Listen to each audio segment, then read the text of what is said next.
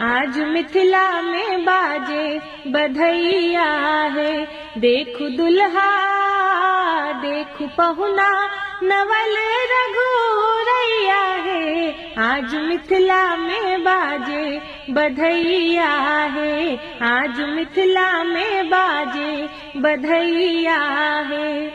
छठ जहने किशोरी जिगोरी है। छठ जहने किशोरी जिगोरी है। बिदतेहने लगा देलन जोड़ी है। बिदतेहने लगा देलन जोड़ी है। भेली गद गद भेली गद गद सुनैना मैया है। भेली गद गद सिया जी के मैया है। आज मिथिला में बाजे बधैया है।